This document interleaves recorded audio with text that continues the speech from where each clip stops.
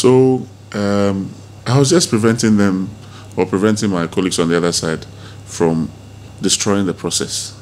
Okay, I didn't go there to fight.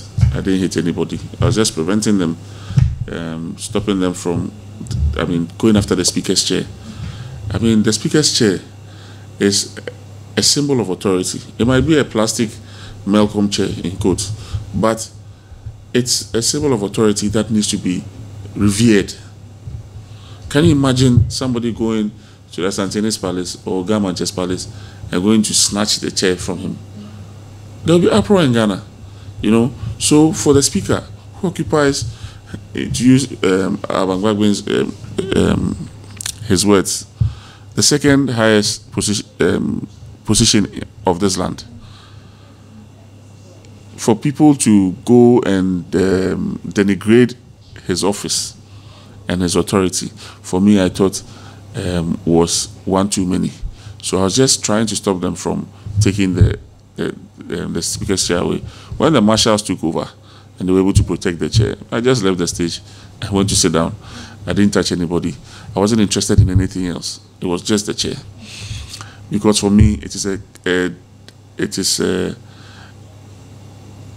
a dereliction of duty for me as an individual to sit down or a sign of irresponsibility to sit down and see people destroying a process and sit down aloof.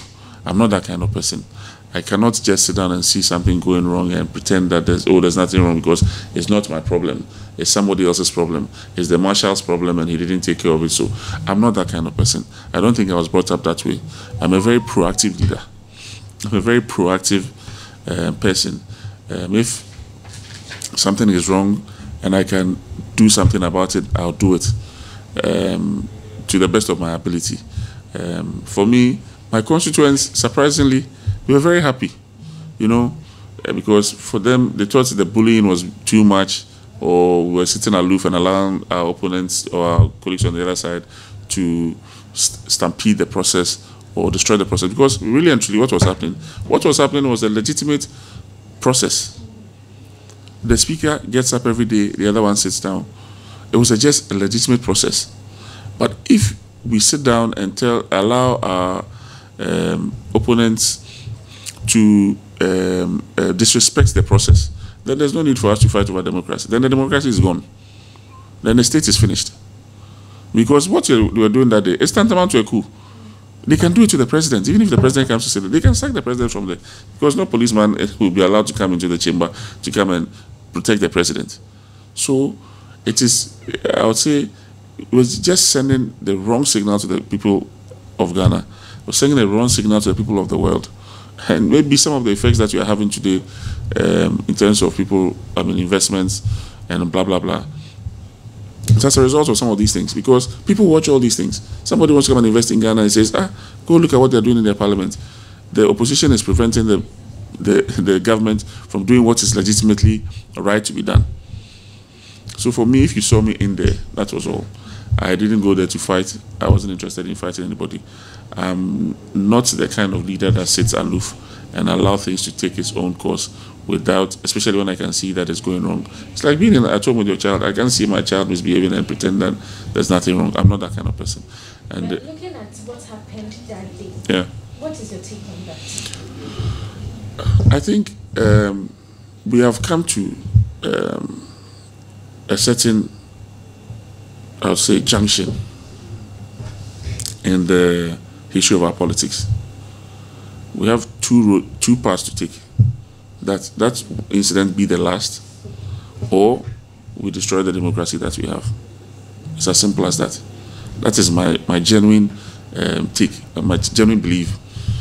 If our opponents on the other side don't see reason to rather judge that we talk, because you can say anything you want to say, I really don't mind. But that you be violent enough to destroy the process, that one, it will be a distraction of the democracy that because it cannot be that it's either your way or the highway. No, that one, there's no need for democracy. And when politics fails, there'll be chaos. there'll be anarchy. Where there's no politics, there's anarchy and chaos. And we have chosen as a people that we want to go through a multi-party democratic structure, you know. So therefore, we have to protect it at all costs. So for me, I sincerely believe that we are at a juncture, if not just for e-levy, because it didn't start with e-levy. It started on the 6th of January, and then somewhere in October, then the December one. I think, I mean, even when you read the Bible, Jesus Christ, the Son of God, in the midst of chaos in his father's house, he used force to prevent the people from doing whatever they were doing. Maybe that is what we on our side did to save democracy.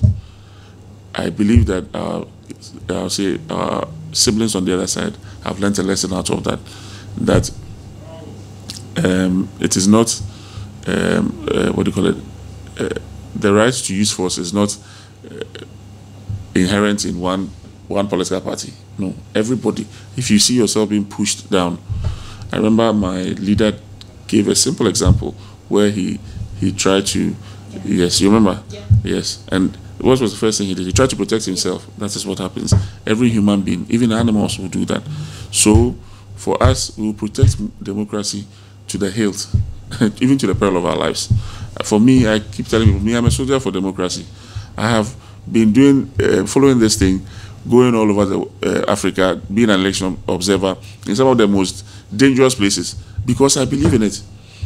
In our current situation that we find ourselves as a people of Africa, or with multi-cultural people, multi-ethnic backgrounds, if we don't have a multi-party democratic structure, of course we cannot live together. So for me, I will guard it even to the peril of my life. However, it shouldn't get to that. It's always better to Jojo than to war, as we say. Even after war, we sit down to Jojo and negotiate and end the war. So why don't you just sit and talk? And that is the arena for us to debate. It's an arena for us to debate. Our opponents must understand that the Parliament of Ghana is an arena for us to debate and share ideas. The fact that your ideas are not superior today doesn't mean that tomorrow you only make superior arguments. But to take the law into your own hands and destroy the process, for that one, it would be resisted at all times.